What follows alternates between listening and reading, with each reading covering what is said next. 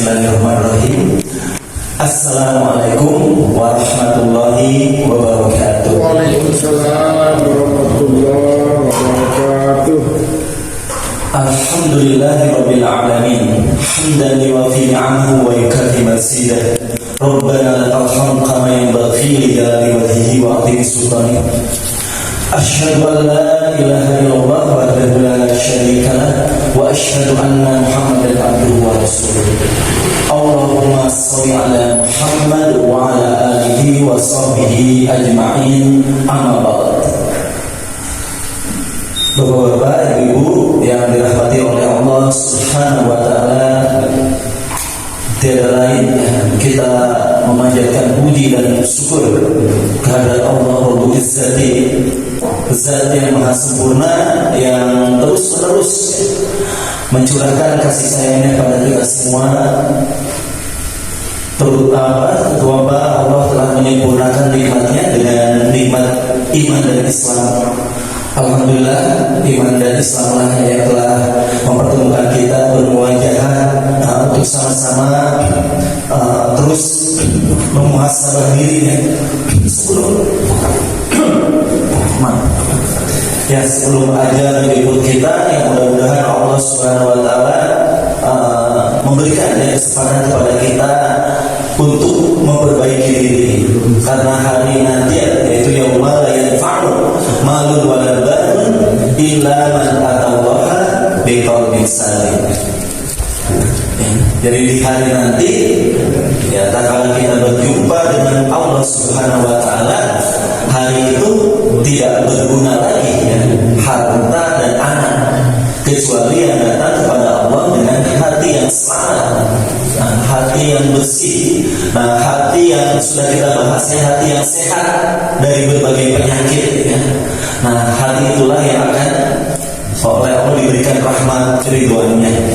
Salawat dan salam semoga senantiasa tercurah terlimpah pada uswah kita Nabiullah Muhammad Rasulullah sallallahu alaihi wasallam, pada keluarga, sahabat dan pengikutnya yang setia hingga akhir zaman.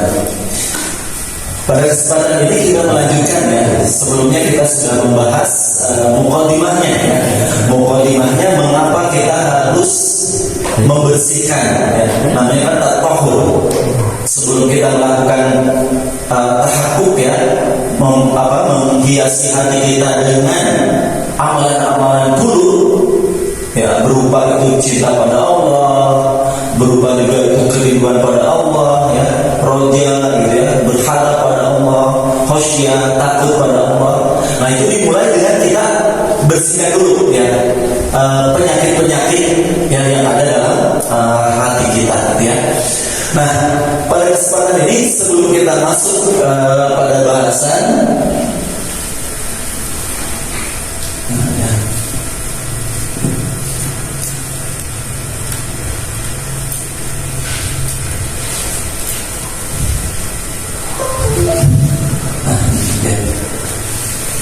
sebelum kita masuk pada bahasan tentang penyakit yang pertama yang akan kita bahas, kita akan membahas berkaitan dengan penyakit ria ya. Kita harus ketahui dulu penyebabnya gitu ya. Penyebab penyakit hati ya. Sama biasanya kalau fisik ya, jasmani kita sakit itu biasanya karena apa Pak Bu? Biasanya kenapa aja penyakit datangnya? Pertama mungkin karena ada organ yang rusak ya.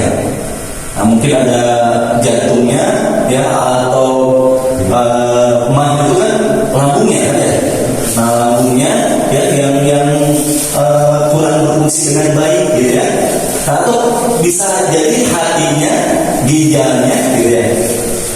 Kita harus tahu kan ya penyebabnya. Untuk mengobati itu, penyakit itu datangnya dari mana nih? Kita diagnosa dulu, kita lihat dari mana datangnya. Atau penyebabnya bukan dari organ diri kita, tapi itu dari luar. Bisa jadi virus atau bakteri gitu kan ya, penyakit juga. Sama hati juga ya, bisa jadi penyakitnya itu muncul dari luar. Kalau penyakit hati dari luarnya kenapa tuh kira-kira? Karena bukan bakteri tapi syaiton gitu ya. Nah, syaiton itu minal jin nadiwan nas ya. Bisa syaiton yang dari bangsa jin yang yuwaswisu durin nas gitu ya. Bisa dari bangsa manusia. Nah, jadi penyakit pun seperti itu ya. Penyakit hati pun sama. Nah, kita lihat ya. Jadi bisa jadi penyakit itu datang dari kelebihan ya nutrisi tertentu kan. Ya karena misalnya kalau terlalu banyak makan karbohidrat gitu kan ya biasanya apa tuh Pak? Terlalu ya diabetes ya. Terlalu jadi makan nasi pakai Indomie gitu ya. Indomie bala-bala kerupuk gitu ya. Kayak anak kosan ya. Semuanya karbohidrat terus. Nah, itu pun bisa menyebabkan penyakit gitu ya. Nah, kita lihat sekarang kepada hati kita. Hati ini organnya apa dulu? Nah, sebelum kita masuk ke ria tadi, nah hati itu punya organ, ya. Hati kita itu punya organ. Qalb itu rajanya. Qalb itu kalau dalam tubuh kita itu jantungnya. Ruhani pun jantungnya itu hati. Ala bil jasad mudghah. Fa idza sulha jasad kullu. Ya. Nah, itu hati. Nah, di sisi ada organ hati ya. Nah, hati ini seperti sudah kita bahas ya, ini seperti jujas. Di dalamnya ada ruh kudus itu, ruh. Nah, jadi ada ruh, ada hati, ada akal. Itu perangkat-perangkat ruhani kita. Nah, kita lihat nih, penyakitnya keserangan apanya nih? Nanti ada yang menyerang akal, ada yang menyerang ruh itu sendiri, ada yang menyerang juga qalbnya gitu ya. Nah, yang paling berbahaya juga ada yang menyerang nafsnya. Nah, jadi organnya tadi ya, ada qalb sebagai jantungnya, ada ruh, ada akal. Nah, akal ini seperti Perdana Menteri yang menasihati. Nah, jadi kalau kita tadi pergi ya, nah qalbnya akan memanggil kan, sholat subuh kan pas bangun gitu ya misalnya, ke masjid gitu kan ya. Nah ini ruhnya. Tapi ada nafsu kan di situ ya, ada nafsunya, tenang aja nanti dulu ya, tidur dulu masih lama, malam masih gitu ya. Bentar lagi. Nah itu dari nafsunya, ya. Nah dari nafsunya. Tapi nanti ada akal. Kalau akal itu membedakan benar dan salah. Nah akal itu adalah pengetahuan ilmunya, gitu ya. Akal itu menasihati seperti Perdana Menteri ke hati. Ya lihatlah pahala subuh gitu ya. Sholat qoblanya saja khairun minad dunya wa ma fiha, lebih baik dari dunia dan seisinya. Baik akal itu menasihati lagi. Maksudnya tapi kan masih ada besok ya. Terus kan itu terjadi seperti itu. Nah itu perangkat hati kita jadi Pak. Ada ruhnya, ada akalnya, ada nafsnya. Nah nafs itu tidak selalu buruk. Nafs diberikan kepada manusia ya. Itu kan ada nafsu mutmainnah. Nah ini sambil berjalan kita memahami imitasi nafsnya gitu ya. Nah ada nafsu mutmainnah, ada nafsu amaratu bisu ya. Ada lawamah. Jadi ada yang nafsunya kebalikan. Bapak misalnya baca Quran pakai nafsu, itu juga pakai nafsu gitu kan ya. Membaca Quran, saya udah kuat nih. Udah gak kuat kenapa ini baca Quran? Udah gak kuat. Itu nafsu mutmainnah gitu. Bawaan yang suraku terus gitu kan ya. Nah itu panggilan-panggilan kebaikan gitu ya. Nah kita lihat itu dari nafs ya. Nah nafs ada nafsnya yang lahir dari hawa. Nah kita lihat sekarang apa sih penyebab penyakit hati? Itu ada yang datang dari syahwat Pak. Dari syahwat sama dengan nafsu sama dengan al-hawa. Nah ada yang datang dari syubhat. Kalau syubhat ini ke akal Pak mirangnya. Ke akal kita. Syubhat itu kesamaran. Ya, jadi ilmu yang salah syubhat itu yang merusak keimanan kita gitu. Nah ini syubhat. Nah, ada dari gofrah, lalai. Ya sama lah, mungkin kalau lupa makan tepat waktu tadi makan siangnya jam 3 gitu ya, itu lalai ya. Akhirnya menyerang penyakit mah kita. Nah, manusia itu kan begitu karena dia gofrah, lalai memelihara hatinya. Nanti kita lihat ada yang dari luar. Nah, ini dari syaitan ya. Kalau itu tadi virus, bakteri. Nah, kalau hati penyakit dari luarnya dari syaitan. Nah, kita lihat ya dari sawah ini kan ini paling banyak yang menguasai, termasuk tadi kenapa sih penyakit ria ini muncul dari mana awalnya? Nah, karena manusia punya ini syahwat ya.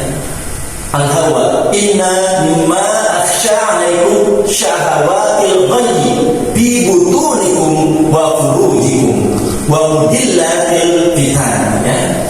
Nah, jadi sesungguhnya di antara yang aku takutkan atas kamu adalah syahwat yang mengikutnya nafsu pada perut kamu dan pada kemaluan kamu. Nah, ini ya, perut dan yang di bawah perut gitu ya. Nah, itu dua penyakit yang ya biasanya sarangnya itu mulai dari situ gitu ya. Makanya saum itu sabar itu adalah salah satunya. Saum itu untuk mengalahkan dua penyebab penyakit ini gitu ya. Nah, itu yang sifatnya syahwat, yang sifatnya datang dari badan kita. Karena kita itu kan dua kesatuan antara ruh dan jasad. Ruh dari Allah, jasad kita punya gorizon, punya keinginan ya, untuk tadi memenuhi hajat ya, syahwat dari perut dan yang di bawah perutnya ini ya. Nah, kita lihat lagi ya. Nah, jadi manusia itu oleh Allah ya diberikan perangkat nafsani ya. Nah, manusia itu segala ada dalam diri manusia itu, Bapak Ibu ya. Sifat-sifat hewan ada, sifat-sifat tumbuhan ada, itu semua dari manusia. Sifat-sifat setan ada, gitu. Sifat-sifat malaikat juga ada, gitu. Itulah yang akhirnya manusia itu dimuliakan karena ia merangkum berbagai sifat dari makhluk Allah. Gitu. Malaikat kira-kira apa? Bisa menikmati surga nggak? Malaikat bisa menikmati nggak makanan misalnya kan ya, bidadari gitu kan ya. Itu kan harus dinikmati dengan apa? Kan makan harus ada nafsu kan gitu.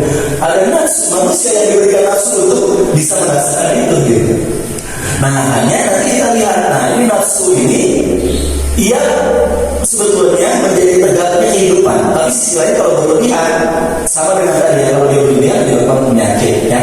Nah, zuyyina lin-nasi hubus syahawati minan nisa'i wal banina wal qanatil muqamtarati ya minad dhahabi wal fiddati wal khaylil musawwamati wal an'ami wal harthi gitu ya. Dijadikan indah pada pandangan manusia kecintaan kepada apa-apa yang diingini. Nah, syahwat itu apa-apa yang diingini gitu ya. Yaitu apa saja? Wanita-wanita gitu ya, anak-anak, harta yang banyak ya, dari jenis emas, perak, kuda pilihan, binatang-binatang ternak dan sawah ladang. Ya, kuda pilihan kalau sekarang bukan kuda lagi gitu ya, Pak ya. Wah, jadi kendaraan ya, Alfa atau apa gitu ya. Nah, jadi itu kuda pilihan itu jadi kebanggaan. Ya, wah dielus gitu kan ya. Itu sampai betul-betul menjadi istighfar ya, sibuknya hati kita gitu. Nah, itu adalah lahir dari hubus syahwat namanya ya, kecintaan kepada syahwat gitu. Nah, itu pula yang kita lihat syahwat ini ya disebutkan dalam surat Yusuf, wa ma ubarri'u nafsi gitu ya. Dan aku tidak membebaskan diriku dari kesalahan.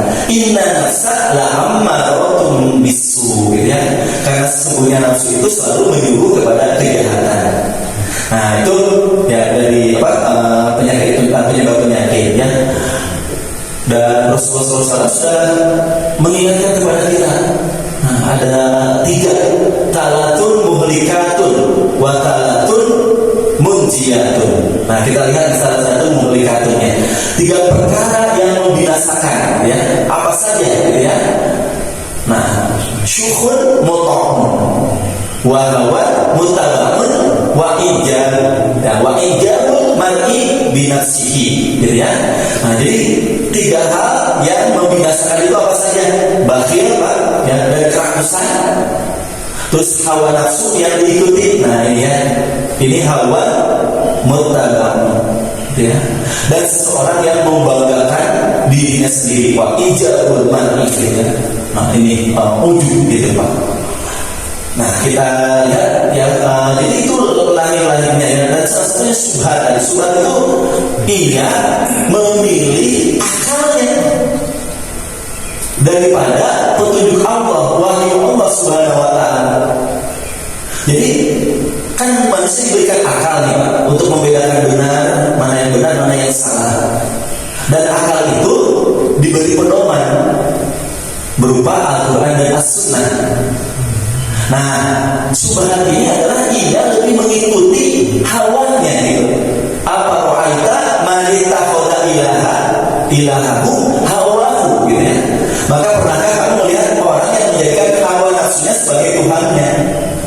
Nah, jadi ia memilih waktu memutuskan sesuatu, ia pilih hawa nafsunya, gitu. Apa yang sesuai dengan hawa nafsunya, yang memenuhi keinginan hawa nafsunya dibandingkan dengan ayat-ayat Allah, gitu. Ya. Nah, ini datang dari syubhat, ya. Nah, terus yang berikutnya goblah, lalai, gitu ya. Nah, iqtaraba linnasi hisabuhum wa hum bi ghaflatin mu'ridun. Telah dekat kepada manusia dari menghisab segala amalan mereka. Nah, itu nggak terasa apa ya, waktu terus berlalu dengan begitu cepat, ya. Nanti di yaumul qiyamah itu kan ka'annahu yauma yarawunaha lam yalbathu illa 'ashiyatan aw duhaha. Jadi tak kala kita bertemu dengan yaumul qiyamah, ya, kita menyaksikan yaumul qiyamah, tidaklah kita merasa hidup di dunia itu hanyalah sesore atau sepagi hari saja, gitu. Ternyata hanya sebentar, gitu. Nah, manusia sudah goblok, lalai dari hisab umum, ya, yaumul hisab itu, ya. Nah, berikutnya baru dari syaitan. Nah, dari waswas, ya, waswasa lahuma syaiton liyubiya lahuma ma'uriya'anhuma min sawa'atihima. Ini seperti yang dilakukan oleh iblis, ya. Apa nih bedanya, Pak? Ada iblis, ada syaitan, ada jin, gitu ya. Nah, ini kalau kita lihat, jin itu mukallaf, makhluk seperti juga manusia. Jin itu mukallaf, ya, dimintai pertanggungjawaban atas perbuatannya. Maka dari jin itu ada yang beriman, ada yang kafir juga, gitu ya. Nah, jin. Nah, syaitan ini adalah kecenderungan manusia untuk berbuat dosa, gitu ya. Dosa atau membangkang kepada Allah Subhanahu wa Ta'ala. Nah, jadi sifat aktif, ya, sifat aktif yang ia bisa ada pada manusia, gitu.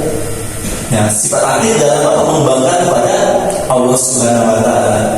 Nah, iblis adalah bangsa jin, ya, yang waktu diciptakannya Adam alaihissalam, lalu Allah perintahkan, kan, ya, fasjudu li Adama fasajadu illa iblis aba wastakbar, gitu ya.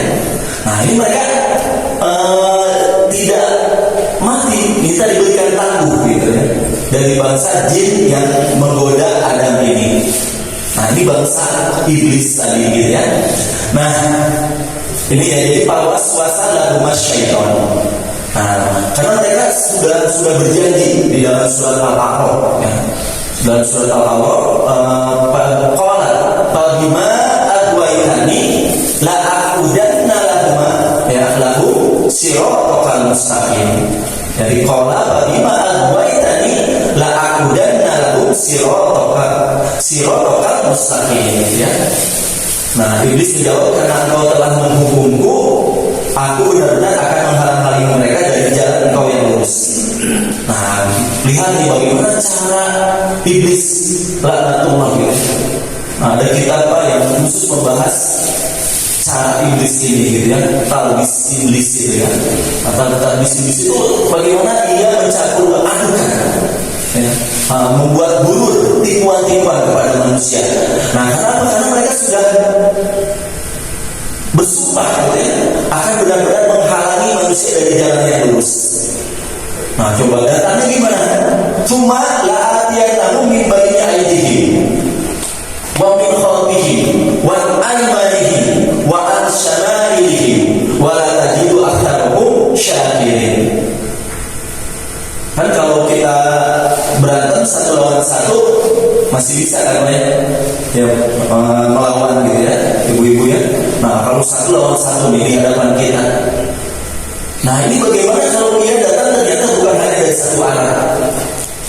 Nah, iblis itu mengatakan la'atiyannahum min baini aydihim, ya kami akan mendatanginya kan dari arah depan gitu ya, dan dari arah belakang, dari arah kanan dan dari arah kiri. Nah, dari segala arah gitu. Wah, kalau misalnya bisa kelihatan mungkin ya, wah lagi mendengar taklim atau misalnya dia mengganggu pikiran kita, memberikan bisikan-bisikan, menutup telinga kita misalnya, nah, dari ayat-ayat Allah gitu ya.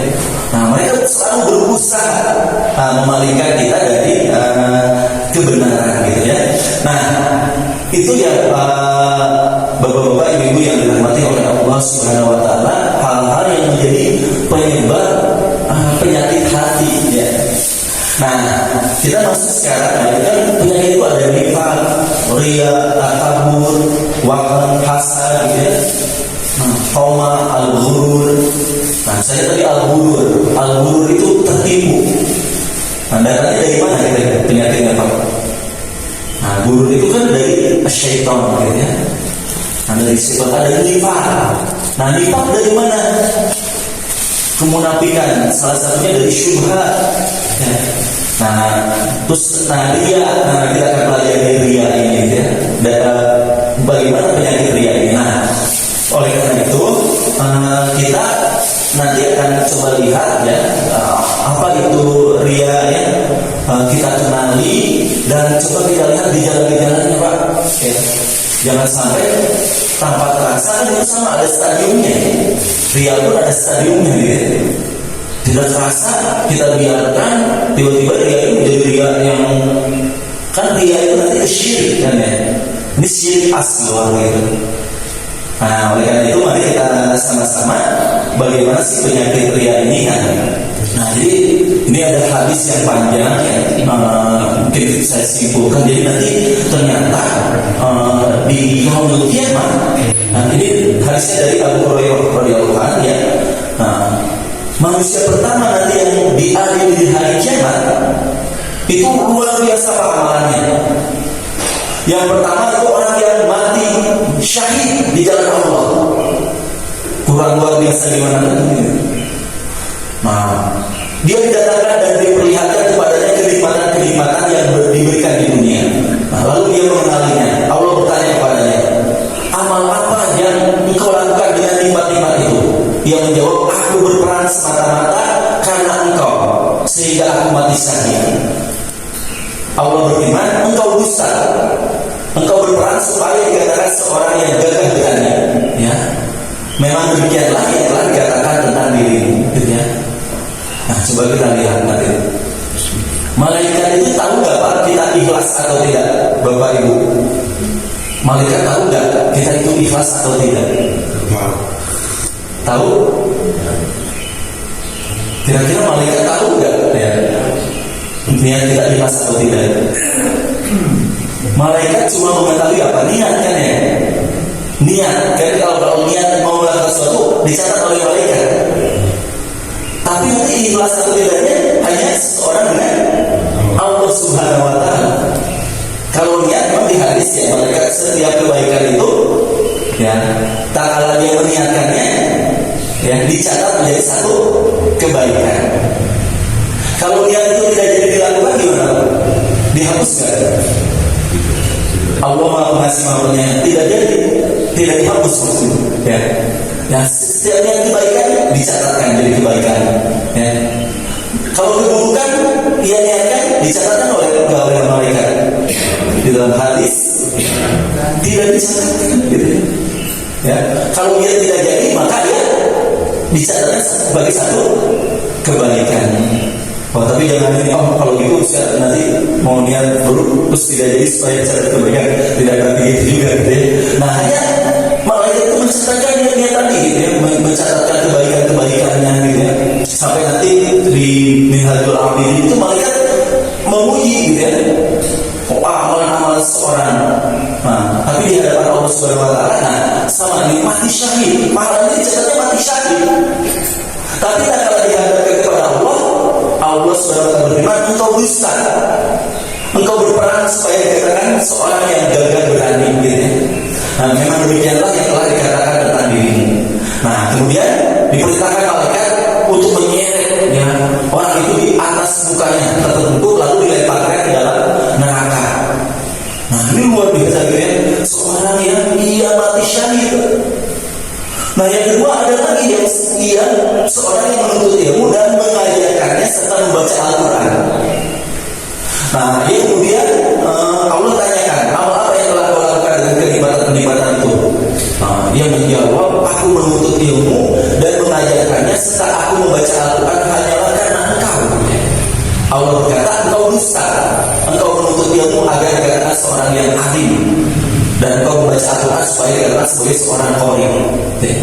Nah, ia pun akhirnya diseret gitu ya, ke neraka gitu. Dan yang ketiga apa lagi gitu ya? Nah, ini seorang dermawan gitu ya, yang diberikan kelapangan rezeki oleh Allah, lalu dia mendermakan hartanya. Sama, ternyata tangan dibawa kepada Allah, dan dia mengatakan, aku tidak pernah meninggalkan sedekah dan infak pada jalan yang kau cintai gitu ya, melainkan pasti aku akan melakukannya semata-mata karena engkau. Allah berfirman, engkau dusta gitu ya. Engkau berbuat yang demikian itu supaya dikatakan seorang dermawan, murah hati gitu ya. Nah, ini amalan-amalan itu ternyata habitat amalan gitu ya, amalan yang sia-sia gitu ya. Karena apa? Karena ria di dalamnya. Ria ini menghanguskan amalan-amalan seorang hamba gitu ya. Karena apa yang ditujunya bukan karena Allah Subhanahu wa taala gitu. Bukan semata-mata untuk mendapatkan ridho Allah. Nah, kalau kita muhasabah lagi pada diri kita ya, amalan-amalan yang kita lakukan ya, kita teliti lagi, kita khawatir kalau ternyata amalan itu ada penyakit riaknya dalam hati kita gitu, yang selalu menggerogoti amalan-amalan kita. Nah, karena kalau kita lihat ini yang dikhawatirkan oleh Rasulullah SAW gitu ya, penyakit riak ini gitu ya. Nah, riak ini nanti kita lihat bahaya-bahayanya ya. Apa saja bahaya dari penyakit riak ini? Riak itu maknanya apa sih? Nah, ada ar-riya, ada as-sum'ah. Ar-riya, ro'a gitu ya, memperlihatkan. Kalau sum'ah dari sami'ah, ya itu memperdengarkan, gitu ya, memperlihatkan atau memperdengarkan amalan-amalan kita. Nah, ria merupakan dari memperlihatkan sekaligus memperbagus suatu amal dengan tujuan agar diperhatikan dan mendapatkan pujian dari orang lain, gitu ya. Nah, ria itu dia memaksudkan meniatkan ibadahnya li ghairillah, untuk selain Allah Subhanahu wa taala gitu ya. Nah, jadi qiyam bi adai ibadatillahi ta'ala ma'a ta'ammudi idhariha lin-nasi gitu ya. Jadi dia melakukan itu sebetulnya sama sekali bukan karena Allah atau karena Allah, tapi juga, nah itu nanti dilihat tingkatan riaknya. Nah, kita hati-hati lagi ya, tadi bersedekah, sholat, menunaikan haji gitu ya, berzakat, ataupun amalan-amalan kebaikan lainnya yang membaca Al-Quran, taklim gitu ya. Nah, ini ternyata di dalamnya ada penyakit yang bisa mengotori ataupun memalingkan niatnya kepada selain Allah Subhanahu wa taala. Nah, kita lihat. Nah, ini stadiumnya ya. Nah, stadium riya ya, tingkatan riya itu ya. Nah, riya itu ada yang tampak dan ada pula yang tersembunyi. Nah, yang tampak itu yang dibangkitkan amal dan yang dibawanya gitu ya. Jadi memang kalau riya dari awal dia beramal, dia mau pergi haji, Nah sudah pas mau pergi haji itu udah niatnya dan niat ria itu udah kronisnya gitu. Supaya apa? Pak dapat gelar hak gitu ya, haji misalnya ya. Haji 2 kali nanti Pak haknya hak gitu ya, 3 kali hak gitu. Itu enggak gitu ya, jadi berapa kali gitu ya. Nah ada yang pergi haji ya, di awal pergi sudah tadi ya. Wah nanti kalau saya punya gelar haji, orang percaya pada saya, bisnis saya akan maju gitu ya, usaha saya lebih dipercaya misalnya. Nah ini ria yang memang di awal ia melakukan itu adalah untuk karena selain apa? Karena untuk mendapatkan pujian manusia gitu ya. Nah tetapi amal sebenarnya kalau jadi ringan. Nah ini ada yang sedikit tersembunyi ya. Nah ini ria yang tidak dibagikan amal. Sebetulnya bukan dari awal dia melakukan itu, dia sudah karena Allah gitu ya. Dia pergi ke masjid, dia menunaikan sholat, dia tadi membaca Quran itu karena Allah. Nah tapi tiba-tiba ya, lagi baca Quran gitu ya, nah, tiba-tiba ada orang yang asalnya malas-malasan, wah suaranya jadi itu supaya diperlihatkan mau baca Quran ini bagus misalnya gitu ya. Nah kalau ini amal yang sebenarnya ditujukan bagi Allah, tapi dia jadi ringan gitu ya. Seseorang yang jadi ringan melakukan kebaikan karena ada tujuan lain selain Allah gitu. Nah ini tersembunyi tadi gitu ya. Nah misalnya apa ya, orang yang biasa tahajud gitu ya, setiap malam tahajud itu berat gitu ya. Nah tapi suatu saat ada tamu di rumahnya, tadi itu jadi ringan gitu ya, jadi ringan. Penonton amal jadi ringan karena ingin dilihat orang itu. Ada stadium yang kita tidak sadari mungkin itu ada pada hati kita ya. Nah oleh karena itu bapak-bapak dan ibu yang dirahmati oleh Allah Subhanahu wa taala, kita lihat ya sekarang apa saja sih bahayanya penyakit ria ini gitu ya. Nah ria itu ternyata lebih bahaya dari fitnah Masih Dajjal ya, di dalam hadis ya. Nah hadis riwayat Ibnu Majah, Allah ukhbirukum bima huwa akhwafu alaikum indi minal masjid dajjal. Qala kunna bala. Faqala asyirku al-khafi an yaquma ar-rajulu yusalli fayusayyinu salatahu lima yara min nadhari rajuli gitu ya. Nah maka aku kabarkan kepada kalian sesuatu yang lebih tersembunyi di sisiku atas kalian daripada Masih Dajjal. Dia berkata, kami mau ya Rasulullah mengatakan syirik yang tersembunyi ya, yaitu seorang yang sholat lalu dia memperindah sholatnya gitu, karena ada orang yang memperhatikan sholatnya gitu. Nah ini bahayanya ya. Terus dia itu kayak serigala yang lapar ya, ia disimpan di antara domba. Gimana kira-kira ya, ini ada serigala yang luas lapar, nah di tengah domba ya. Nah ini disebutkan dalam hadis Rasulullah SAW, tidaklah 2 ekor serigala yang lapar dan dilepaskan di tengah sekumpulan domba lebih merusak daripada ketamakan seorang pada harta. Nah ini hati-hati, ada yang disebut dengan hisil mar'i alal mal gitu, his rakus, bukhel ya, bakhil gitu ya, dan ada wasyarafi lidini gitu ya. Nah jadi ada kedudukan bagi agamanya gitu. Maksudnya apa? Dia melakukan suatu amalan-amalan din yang itu dilakukan karena ia menjaga kedudukannya gitu.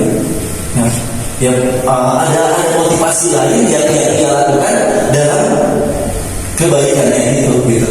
Nah ini ria ini ya kan seperti serigala. Jadi amalan-amalan yang baik itu seperti dombanya. Yang bila kita lakukan ada serigalanya, udah gitu, habis tuh dimakan. Nah itu ya, jadi itu bahaya ria. Nah ria akan menghapus dan membatalkan amal soleh gitu ya. Nah ini seperti orang yang bersedekah ya. Hai orang-orang yang beriman, janganlah kamu menghilangkan pahala sedekahmu. Ini sedekah ini burhan ya, bukti keimanan ya. Nah, dia dengan bersedekah, mengeluarkan sedekah, dan sedekah itu untuk mendapatkan keridhaan Allah gitu ya. Jadi kadang-kadang ya sedekah itu kan butuh pengorbanan Pak Bu ya. Jadi ikhlas itu bukan tidak terasa berat ya. Ya, sedekah yang baik itu justru yang terasa berat. Kenapa? Karena lebih hatta tunfiqu mimma tuhibbun. Tidak sampai pada kebaikan yang sempurna sampai engkau memberikan sesuatu yang engkau cintai. Nah, jadi sedekah itu kalau misalnya dari 100 juta, sedekahnya 50.000, sedekahnya 100.000. Terasa kepada hati kita. Itu yang kita cintai kan? Ya pasti mudah aja gitu kan. Nah, justru yang dimatuhi yang kau cintai gitu ya. Sedekah itu dihadirkan karena Allah, maka ia memberikan yang terbaik. Yang harus dicintai tadi. Jadi beratnya hati itu bukan itu tidak ikhlas, tapi ia mengajarkan nafsunya yang berat gitu. Nah, diajarkan dengan itu gitu ya. Nah, jadi itu sedekah ya. Kayak zaman Nabi Pak Bu ya, ada yang sedekah nih. Yang sedekah Pak ya, sedekah ngasih ke pengemis ya. Masih 10.000 Pak Bu ya. Masih 10.000. Pak, abdi badai sedekah ya Pak. Masih 10.000. Tapi angsuran abdi badai sedekahnya 2.500. Angsuran 3.500 katanya. Minta ini gitu ya. Akhirnya peminta-mintanya wah cari uang untuk kembalian gitu ya. Ada 5.000. Pak 5.000. Ini Pak 5.000. Saya akan bilang, Pak, abdi sedekahnya 6.500, angsuran 3.500. Jadi kawan-kawan Yosfa hitung-hitung sedekah jadi yang makin sedekah ya. Nah itu bagaimana hati-hati ya. Nah ini disebutkan dalam Al-Quran, jangan sampai menghilangkan pahala sedekahmu dengan apa? Dengan menyebut-nyebutnya dan menyakiti perasaan si penerima ya. Seperti orang yang menafkahkan hartanya karena ria kepada manusia. Nah ini ria itu tadi salah satunya menghapuskan, membatalkan amal soleh. Kita lihat ya ngerinya ya, di sini ayat ini disebutkan ria anas ini wala yu'minu billahi wal yawmil akhir famathaluhu kamathali sawwanin alaihi turabun. Maka perumpamaan orang itu seperti batu licin, coba, yang di atasnya ada tanah, kemudian batu itu ditimpa dengan hujan lebat. Amalan-amalannya sama sekali tidak tersisa gitu ya. Lalu menjadikan dia bersih, tidak bertanah. Nah, mereka tidak menguasai sesuatu pun dari apa yang mereka usahakan, dan Allah tidak memberi petunjuk kepada orang-orang yang kafir. Ini kerugian yang besar gitu ya.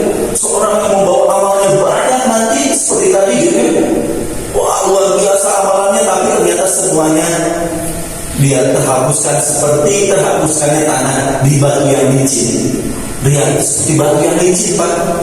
Amalan apa yang dilakukan apapun itu tidak memiliki keberkahan gitu. Nah itu bahayanya. Nah sekarang lihat gejala-gejalanya Pak ya. Nah ria ini kata Rasulullah SAW itu mendeteksi dia itu ya, karena dia itu seperti semut hitam yang melangkahkan kakinya, dan mendeteksi langkah kaki semut hitam itu seperti apa gitu. Saking susahnya gitu ya. Ria ini gitu ya. Padahal dia bahaya Pak ya Bu ya. Ria ini bahaya penyakitnya, tapi mendeteksinya sangat susah gitu. Nah ini ada dari ucapannya Sayyidina Ali bin Abi Thalib. Beliau mengatakan lil mura'i talatu alamatin. Yang ria ini, orang yang ria ini ada 3 alamatnya ya, ada 3 tanda-tandanya. Apa saja? Yang selalu idza kana wahdan. Nah, ia malas. Waktu sendirian memalas gitu ya. Sholat berapa menit beres gitu ya. Kalau sendirian di rumah, suratnya juga ada misalnya lagi gitu ya. Mengejar cepatnya gitu ya. Tapi wayat satu tidak karena fitness, rajin di saat di tengah banyak orang. Nah ini gitu ya yang kedua. Nah kita coba lihat, makanya mendeteksi lihatlah dari amalan-amalan yang tersembunyi kita. Coba kita di rumah waktu sendiri. Nah itulah untuk mendeteksi lihat sholat kita waktu sendiri, zikir kita waktu sendiri, sepertiga malam kita bersama Allah ya, sama Allah apakah kita menghidupkannya. Nah ini amalan-amalan sembunyi, yang sembunyi itu bisa dilihat.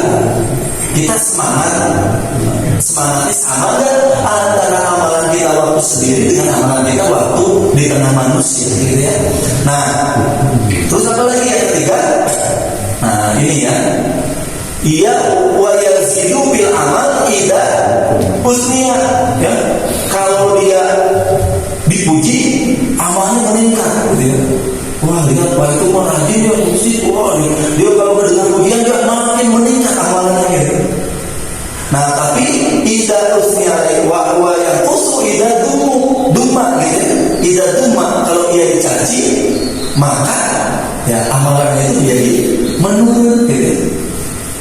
Kalau dia kecewa orang tidak ada memujinya ya, dia padahal sudah berusaha, saya itu kurang gimana gitu ya, udah punya peran yang besar.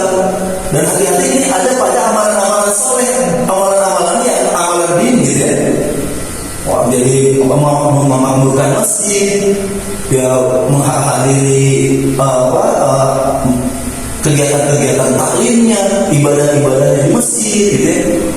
Ini bisa jadi terkandung di dalamnya penyakit ini gitu ya.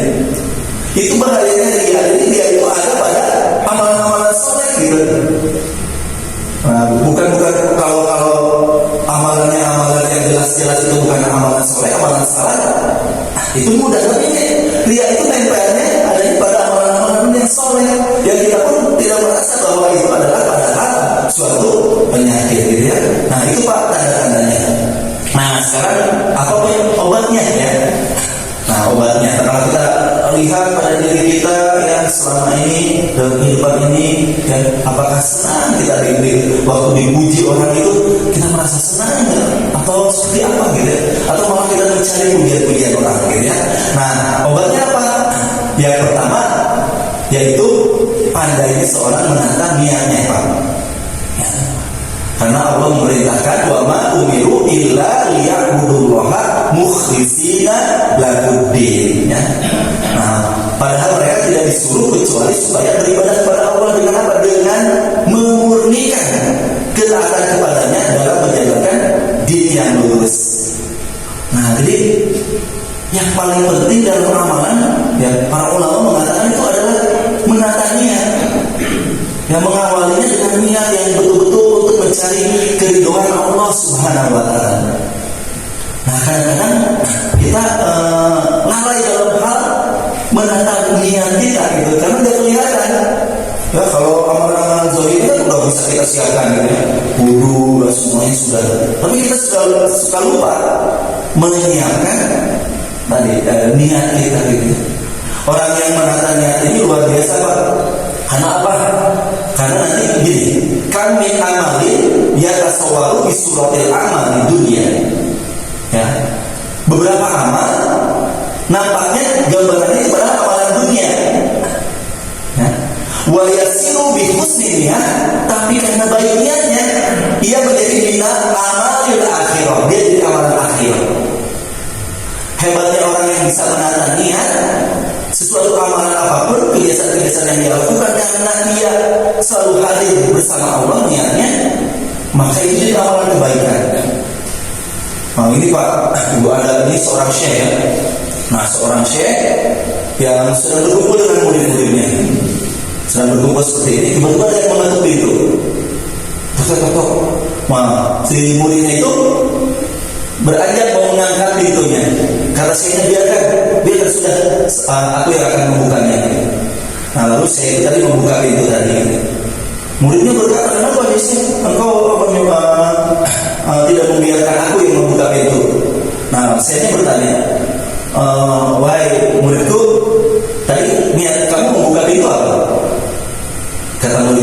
biasa aja dia membentuk pintu, ya aku buka supaya dia bisa masuk. Nah, wahai muridku, sedangkan aku, tak kala aku membuka pintu di dalam hatiku, sudah meniatkan bahwa ini ada orang yang datang meminta bantuan, barangkali dia kesulitan, maka aku akan membantunya. Aku sudah meniatkan mungkin ini ada orang yang meminta nasihat kepadaku, maka aku akan memberikannya. Nah, jadi ia punya 100 niat kebaikan gitu ya, dengan amalan yang dia lakukan. Nah, sedangkan murid tadi, ya dia hanya membuka aja sebagai kebiasaan. Nah, oleh karena itu, ria dihindarkan dengan apa? Dengan bagaimana kita bisa memperbaiki gitu ya, niatan-niatan kita selalu ya. Sahabat itu di dalam muttafaqun alaihi hadis ya, amma ana fa anam wa aqumu wa arju bi naumati ma arju bi qaumi. Adapun aku, maka aku tidur dan juga sholat malam. Namun dari tidurku aku mengharapkan bisa meraih apa yang aku harapkan bisa diraih dari sholat malamku. Nah, ini hebatnya niat. Ya, kalau niat itu ibadah artinya goplah ada. Kalau seorang yang tidak pandai menata niat, ibadahnya itu jadi adat-adat biasa aja. Kenapa sholat di masjid? Kalau saya udah biasa sholat dulu, sholat isya maghrib, saya di masjid gitu. Nah, itu ibadah-ibadahnya jadi adat gitu. Kalau dia tidak pandai menata niatnya. Tapi kalau dia pandai menata niat, wa adatu ahli yaqidu ibadah. Orang yang pandai menata niat, bahkan adat-adat apapun dia jadikan ibadah pada Allah. Karena apa? Karena dia meniatkan itu semua semata untuk mendapatkan ridho Allah gitu ya. Nah, jadi obatnya itu dengan kita selalu menata hati kita, menunjukkan amalan-amalan ibadah kita, ucapan lisan kita, gerakan hati kita, anggota badan kita untuk Allah Subhanahu wa taala ya.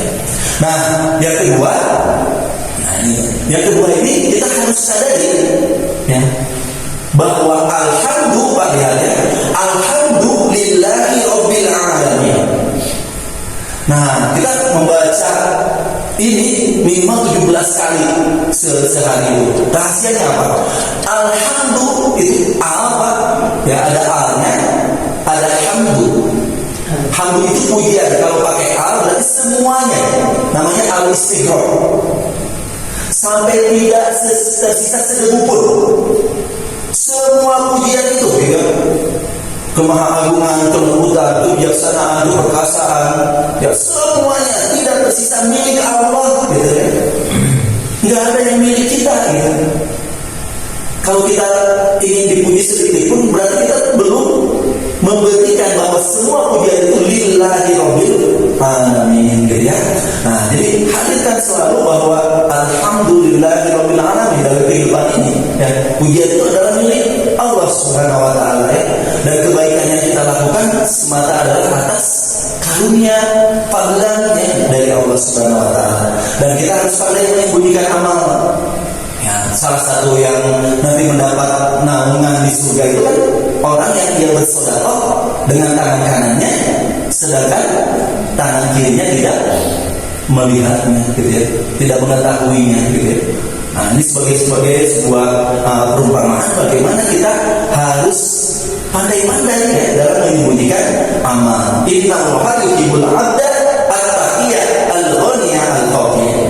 Allah mencintai hambanya yang takwa, yang selalu merasa cukup dan merahasiakan ibadahnya. Dan yang terakhir Pak, obatnya itu tiada lain kita bermunajat pada Allah Subhanahu wa taala, karena Allah lah yang menggenggam yang hati kita ya. Oleh karena itu kita memohon pada Allah, Allahumma inna na'udzubika an nusyrika bika syai'an na'lam. Ya Allah, sesungguhnya kami berlindung kepadamu dari mempersekutukanmu dengan yang sesuatu yang kami ketahui. Nah, ini yang lebih bahaya lagi yaitu wa nastaghfiruka lima la na'lamu. Ya, dan aku berlindung kepadamu, memohon ampunan kepadamu dari sesuatu ria yang disebabkan sesuatu yang kami tidak ketahui, tidak kita sadari gitu ya.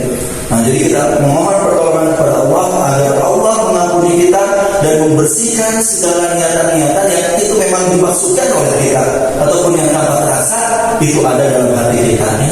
Mudah-mudahan ya Allah Subhanahu Wa Taala dapat memberikan kepada kita semua ya keikhlasan ya untuk apa? Untuk menghilangkan segala bentuk ria-ria yang menghanguskan, yang menghancurkan ya amalan-amalan kita ya. Dan di penyakit yang tersembunyi yang mudah-mudahan Allah Subhanahu Wa Taala jauhkan ya dari kalbu kita, dari hati kita. Itu saja bapak-bapak dan ibu yang dirahmati oleh Allah Subhanahu Wa Taala yang bisa saya sampaikan. Barangkali berikutnya masih ada waktu untuk kita berdiskusi. Silakan Pak atau Ibu, barangkali ada. Ikhwatul Iman, bantu kami subscribe, like, dan share. Terima kasih atas supportnya. Oh iya. Berarti ini orang merasakan berarti memang kita itu mulai itu apa saja ya di dalam terjadi atau tidak itu karena kan kita tidak ingat karena kita tidak ingat seperti itu. Nah proses keikhlasan itu biasanya adalah sebuah proses itu yang menjadi awalnya itu sudah niat yang sakit ya. Jadi sudah ada bisikan apa gitu sehingga ini tidak dinilai sebagai amalan kita. Jadi karena ini itu sebuah proses yang awalnya sudah baik itu ada yang kedua Mohon maaf, boleh pakai ini? Jadi suaranya kayak pecah ya gitu. Mohon maaf.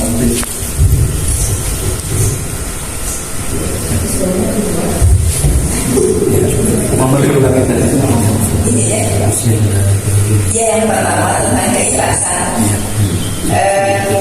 Jadi apakah keikhlasan itu sebuah proses gitu, yang awalnya mungkin niatnya sudah baik, sudah betul, tapi di dalam jalannya banyak godaan sehingga akhirnya seperti yang tadi kan mati sakit ternyata karena ini dapat gelar pahlawan misalnya. Yang pertama.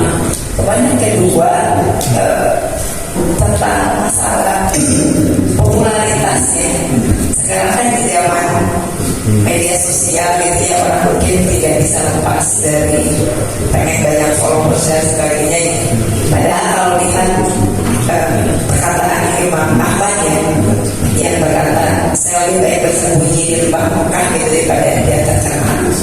Nah ini seperti apa gitu kita menyikapinya, karena misalnya saya ingin memperkenalkan buku saya misalnya, sudah kalau tidak mau ya kita mungkin posting di media sosial gitu kan, ya terkadang banyak orang yang terinspirasi itu kan takutnya punya follower saya sudah sekian ribu, sekian juta gitu. Nah itu bagaimana menata hati bahwa bukan mau dipuji, bukan mau lihat, tapi memang ingin berbagi kebaikan. Karena sebenarnya di mana juga dia betul-betul dibutuhkan ilmunya, tapi kenapa dia tidak perlu terkenal gitu kan? Gimana berbagi ilmu kalau tidak terkenal juga gitu. Jadi itu mungkin agak itu dulu baru bisa tahu. Mas sengaja ya supaya ini apa ya? Ya alhamdulillah jazakallahu khairan katsiran. Nah ini jadi pertanyaan yang pertama, nah ria itu kan datangnya tidak selalu di awal ya kan. Jadi amalan itu kadang-kadang dia datang di pertama memang gitu ya. Jadi dia mau melaksanakan amal itu memang sudah dia landaskan dengan ria. Nah bagaimana dengan yang datang di tengah? Ada yang datang di tengah amalan itu, ada yang datang di setelah bahkan gitu. Setelah dia mengamalkan, dia bisa jadi berapa tahun kemudian gitu, dia menceritakan ini masjid itu, gitu. Ini megang itu dulu saya itu kesana kemari gitu. Ya kemarin belum saya belum ini, sekarang alhamdulillah gitu. Nah misalnya dia menceritakan itu gitu setelah gitu. Nah jadi ria itu memang dia bisa datang tidak selalu di awal. Nah bagaimana dia datang di tengah gitu ya? Bagaimana kepada amalannya gitu? apakah merusak seperti merusaknya ria yang dia lakukan di awal. Nah kalau di awal, nah itu betul-betul menghanguskan, memang niatnya itu ia sudah hadirkan karena selain Allah Subhanahu wa taala. Nah nanti memang ulama membagi gitu ya, bagaimana dampak ria itu antara yang di awal dia sudah tunjukkan dengan ria, tapi juga nanti bisa dihapuskan dengan apa? Dengan istighfarnya. Di tengah jalan juga dia bisa ingat gitu ya.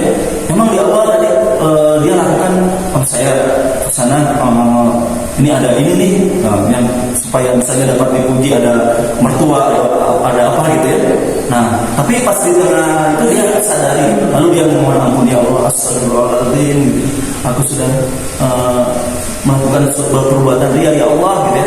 Bisa aja itu juga dihapuskan di tengah jalan dari perbuatan yang dia lakukan.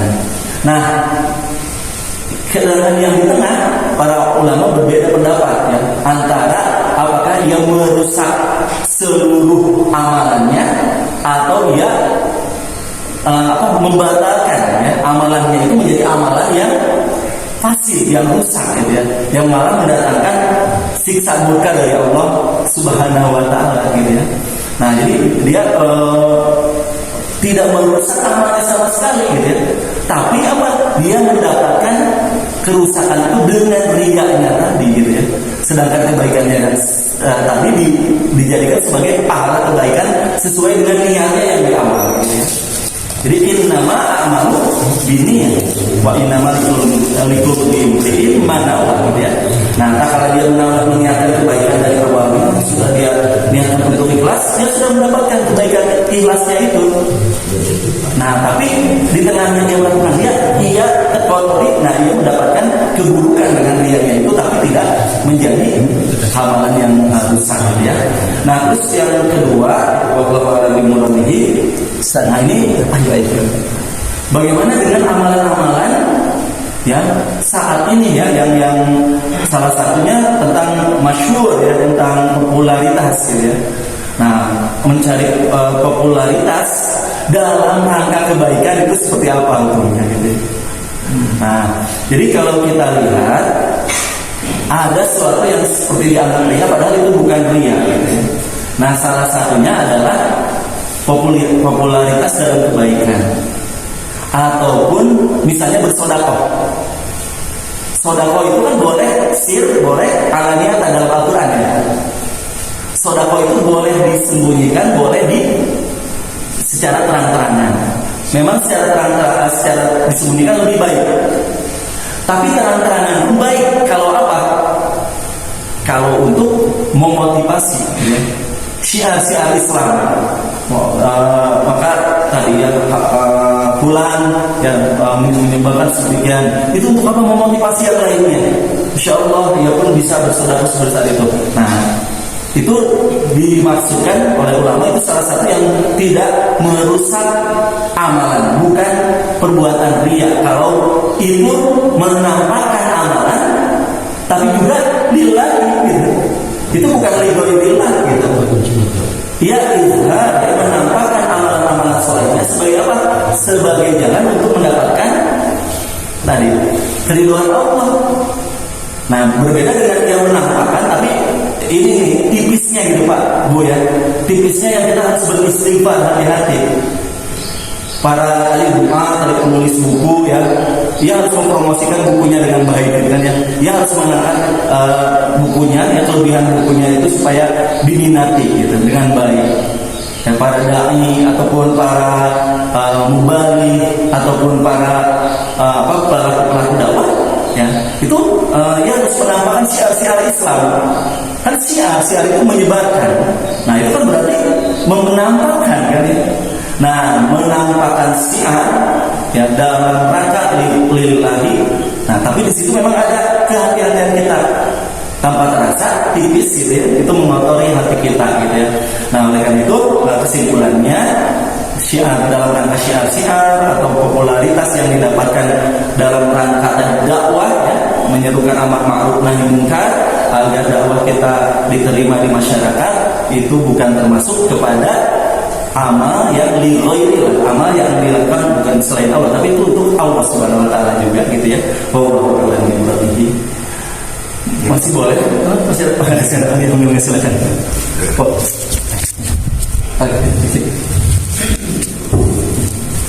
Assalamualaikum warahmatullahi wabarakatuh. Ustaz, mungkin pertanyaan saya ini umum, tapi masih terkait dengan masalah hati. Ya. Pemerintah mengembangkan konsep kerukunan beragama dengan toleransi dalam satu agama yang artinya menghargai perbedaan. Walaupun di dalam perjalanannya ini tergoreng dengan konsep yang keliru.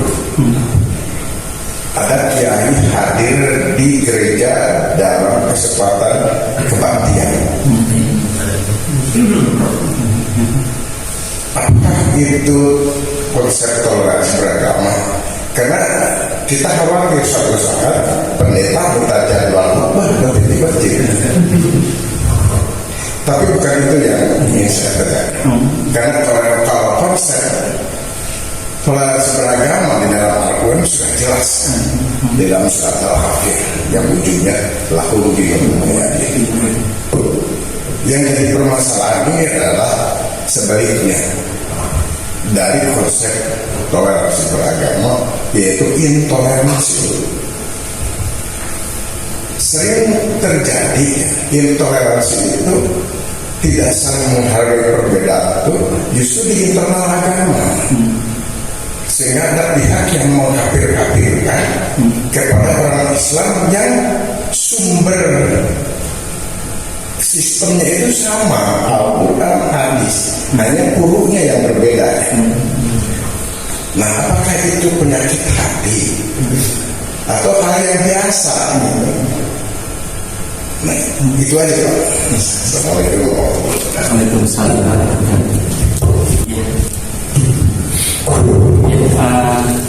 Syukron wa jazakallahu khairan ya, Kang ya. Ini pertanyaan berkaitan dengan takfir ya, takfir ya, atau suka mengkafir-kafirkan ya. Apakah itu juga bagian dari penyakit hati gitu ya? Nah, ini kita lihat ya sejarah takfir ya, sejarah takfir dulu ya. Nah, jadi takfir itu kan lahirnya itu tak kala kita ketahui ada perselisihan antara Muawiyah dan sahabat Ali bin Abi Thalib. Nah, dalam perselisihan itu singkat cerita ya, kan terjadi peperangan. Nah, setelah peperangan, Amr bin As ya, yang saat itu berada di pihak Muawiyah, menyarankan untuk apa? Mengadakan perdamaian, arbitrase. Ya udah, kita lakukan perdamaian melalui diplomasi. Nah, setelah itu dipilihlah kan ya, saat itu dipilih Musa al-Asy'ari radhiyallahu anhu sahabat dengan Amr bin As utusan.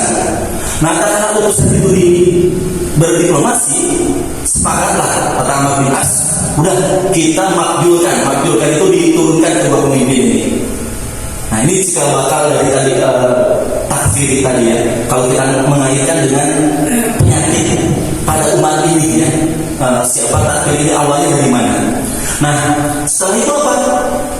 Ternyata Amr bin As bersiasat. Amr bin As mengatakan aku memakjulkan, memakjulkan Ali gitu ya. Saat itu gitu ya. Nah, pas dengan Musa al-Asy'ari tapi dia tidak mau dan mengangkat saat itu adalah Muawiyah gitu ya. Musa al-Asy'ari pun kaget ya. Kalau dia berpidato, Musa al-Asy'ari memakjulkan Ali bin Abi Thalib. Tapi ternyata pas pidato Muawiyah mengangkat Muawiyah gitu ya, dan memajukan Ali bin Abi Thalib. Nah, di saat itu ada yang tidak menerima akhirnya kepada keputusan itu, dan salah satunya ya yang menolak itu adalah namanya Khawarij. Khawarij itu mengatakan bahwa baik Ali maupun Muawiyah telah berhukum dengan hukum selain hukum Allah Subhanahu wa taala. Maka telah kafirlah Ali dan Muawiyah. Nah, dari ajaran itu Khawarij menjadi punya teologi tersendiri. Salah satunya apa? Dosa besar pun yang dilakukan oleh seorang muslim, ya, itu disebut perbuatan yang kafir, mengeluarkan dia dari Islam. Nah, dia tidak membedakan antara dosa besar dan kufur, kekafiran, syirik, dan kesyirikan, gitu ya. Dosa itu juga bertingkat, gitu. Nah, Khawarij ini mengatakan seluruh dosa, bahkan dosa besar juga adalah perilaku kekafiran, gitu ya. Nah, itu adalah perilaku tadi takfiri yang mengkafirkan. Nah, itu cikal bakalnya, ya, teologinya. Nah, tapi hati-hati, ya. Jangan juga tadi ya kita mengkafirkan orang yang tidak kafir, tapi kadang-kadang tadi ya akan sudah sampaikan toleransi, tapi dengan ternyata bukan lakum dinukum waliyadin.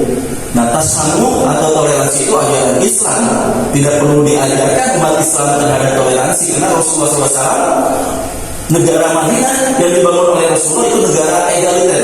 Coba baca banyak jurnal menyampaikan negara modern pertama yang menghidupkan egaliter. Egaliter itu adalah kesamaan, ya, tadi berkeberagaman hidup dalam suatu masyarakat dilindungi. Nah, termasuk perbedaan agama hidup di situ, itu negara Madinah. Nah, itu diajarkan oleh Rasulullah SAW. Nah, oleh karena itu betul sekali ya, husnuzon antara umat Islam, ya, bahwa semua memiliki tadi ya perbedaan-perbedaan dalam madhab, perbedaan-perbedaan dalam thariqah, ya, kalau dalam tasawuf, dalam ilmu tasawuf nanti ada thariqah. Itu adalah tanawu, ya. Itu adalah sebuah keberagaman dari umat Islam yang justru itu harus wa'tasimu bihablillahi jami'an, gitu. Wala tafarraqu, gitu ya. Nah, jangan sampai jadi berpecah belah dengan bedanya mazhab, ya, dengan bedanya thariqah, atau apalagi misalnya tadi politik dan lain-lainnya, ya. Kita ingat ya ukhuwah Islamnya, innamal mu'minuna ikhwah, gitu ya. Nah, itu memang bagian dari penyakit hati, gitu ya. Dia suuzon, ya. Nah, dia tapi sekali lagi ini tipis, ya, pertengahan. Jangan sampai juga sekali lagi tidak mengkafirkan, tidak melakukan kekafiran. Jadi harus dibedakan menyebut perilaku kekafiran dan mengkafirkan. Kalau mengkafirkan itu muayyan namanya. Tuh si fulan kafir. Nah, itu namanya takfir. Tapi kalau kita menyebutkan itu perilaku kekafiran, si fulan itu perilakunya perilaku kekafiran, kekufuran. Tak kalah apa dia menolak ayat Allah. Kan satu ayat aja dari ayat Al-Quran ditolak, tapi tidak itu perilaku kekufuran. Apa tuh minuna di bagian kita, watak kuruna di bal. Apakah engkau ingin mengimani satu ayat dan mengkafirkan ayat yang lain? Nah, tak kalah dia melakukan perilaku itu, kita harus katakan itu perilaku kekufuran, gitu ya. Tapi orangnya wallahu a'lam. Kenapa? Bisa jadi itu muncul karena kejahilannya, karena ketidaktahuannya, dan semuanya, gitu ya. Nah, maka awalnya dengan memang kasih sayang, gitu ya. Dalam Islam itu dakwah itu diawali dengan bagaimana kita mengabarkan kasih sayang, tasamuh, gitu ya. Nah, itu mungkin wallahu a'lam bimuradi. Karena waktunya mungkin sudah beranjak pada mudah-mudahan Allah Subhanahu wa taala menjadikan pertemuan ini pertemuan yang dapat menyadarkan kembali kepada kita, ya, untuk terus membersihkan hati kita sehingga kita berjumpa dengan Allah, ya, dengan qalbun salim, ya. Mudah-mudahan Allah membantu kita, menunjukkan kepada kita segala penyakit yang ada pada diri kita sehingga kita menyadarinya dan kita bersegera, ya, untuk mengobati hati kita. Saya mohon maaf atas segala kekurangan, yang benar dari Allah Subhanahu wa taala, yang salah semata dari kehilapan saya. Barakallahu lakum fil Qur'anil azim, nafa'ani wa iyyakum bima fihi minal ayati wa dzikril hakim. Aqulu qouli hadza astaghfirullah li wa lakum wa billahi taufiq wal hidayah. Assalamualaikum warahmatullahi wabarakatuh. Waalaikumsalam.